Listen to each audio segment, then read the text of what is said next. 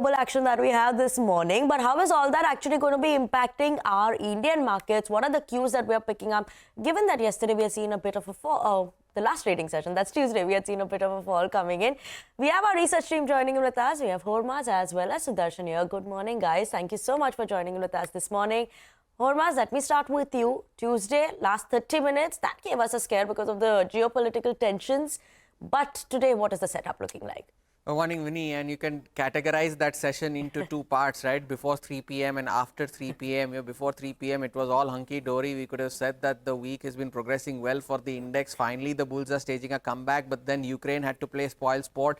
They launched some missiles into Russia, and that escalated some geopolitical tensions as well. And the Nifty fell almost 250 points from the highs of the day in just half an hour. In those last 30 minutes, the Nifty Bank 2 fell 350 points. So was the reaction in the similar reaction in the broader markets as well.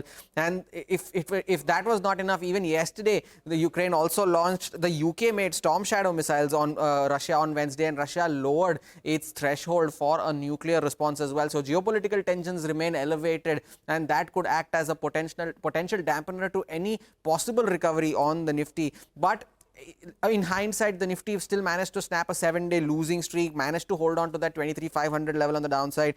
What further dragged the indices lower was a fall in Reliance Industries, PSU Banks, L&T and others as well. And the PSU index was the outperformer. That held on to some of its gains as well. Now, what can add to the volatility other than geopolitical factors is the potential results from Nvidia, which was you can say a bad quarter considering the elevated expectations. Most of the exit polls are giving a slight edge to the Mahayuti, but a hung assembly is also under factor. And of course, today being the Nifty weekly expiry, that will also be in focus. We watch out for defense stocks because the defense secretary said yesterday that they will increase defense spending locally to from 60 to 75% this year. So important levels to watch, of course, 23,500 on the downside for the Nifty, and of course Tuesday's high of 23,780, and for the Nifty Bank it will be 51,000 on the upside that you need to watch out for. For now, the GIFT Nifty, which was at one point almost 80 points higher, is now almost flat. So it is a cautious start that is in the offing for our own markets as well. Okay, cautious start is what we're keeping an eye out on. Thanks so much for that, Hormaz. But what are the important stocks that we're keeping on our radar today? Let me start with that. NLC India, they are to invest around 3,720 crores, and this is for various renewable projects. They will be acquiring stake of NRIL for transferring renewable assets to NRIL under asset monetization scheme and plan that they have. The net book value for the RE assets are around 6,263 crores at the end of September, 30th September 2024. Current Reach, they've signed a contract worth around 226 crores with the West Bengal government. Keep an eye on that one. Dr. Reddy's US FDA had carried out an inspection in November on the company. Now, this is in the Bolaram facility in Hyderabad. They've received 7 observations in a Form 483. More details of that is something that we'll be watching out for. Tata Power, that's in focus. They partnered with Bhutan's Druk Green Power Corporation for developing around 5,000 megawatt of clean energy projects in Bhutan. We have Godrej Properties, that's also in focus. They're acquiring a 53 crore land in Kolkata. Estimated potential revenue from this is going to be nearly around 500 crores.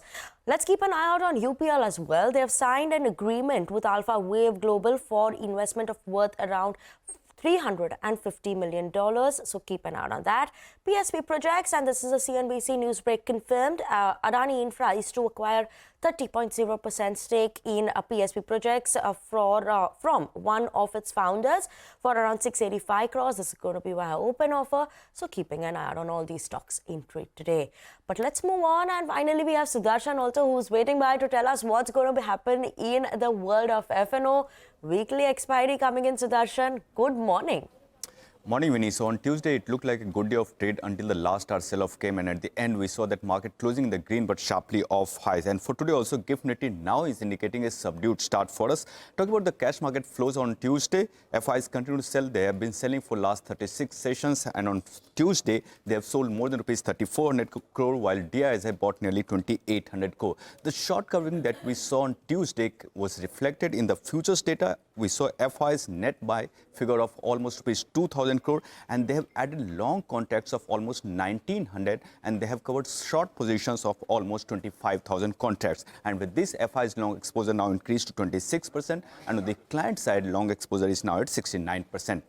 On the option front, 23,750 call has seen addition of more than 14 lakh shares, and on the put side, 23,500 put has seen addition of almost 4 lakh shares. With this important levels for Nifty, support is now seen somewhere around 23,315 and resistance is now at 23,800. One stock that has entered in the band is IGL.